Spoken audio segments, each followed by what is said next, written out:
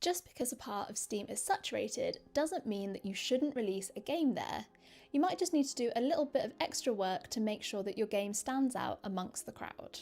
The 2D platformer marketplace is a perfect example of this because you can physically see how saturated the market is using our map of Steam, which is a map of every game on Steam with similar games clustered together. It's a tough market to launch into. In 2004, it was roughly a 1 in 5 chance that an indie 2D platformer would sell around 1,000 copies. But against all the odds, it's still possible to be a success here. Let me take you through 2 examples of last year's 2D platformers that were a success, and more importantly, why they were a success in such a saturated market. The first one is ANTONBLAST, a fast-paced action 2D platformer by Summitsphere. Despite being rejected by 30 publishers, this game is estimated to have sold between 115,000 and 223,000 copies with overwhelmingly positive reviews. The game follows demolition experts Dynamite Anton and Annie as they chase Satan, who has stolen Anton's collection of spirits out of jealousy over Anton's redder complexion.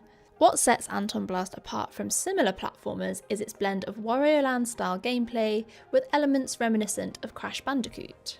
Each level is crafted with a dual-layer system where players can switch between background and foreground, using colour-coded detonators to transform the environment.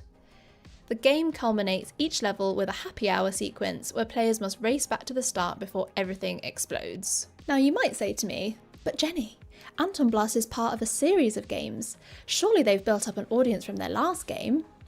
And I would say to you, that's one part of the story.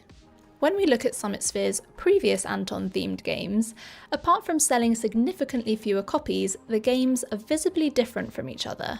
ANTONBLAST was also given a Kickstarter and a much bigger social platform on Summitsphere's Blue Sky, X, Instagram and YouTube channels. So there's probably quite a few factors behind its success, but those previous games would have fed into that. ANTONBLAST is a classic example of how success can come from persistence.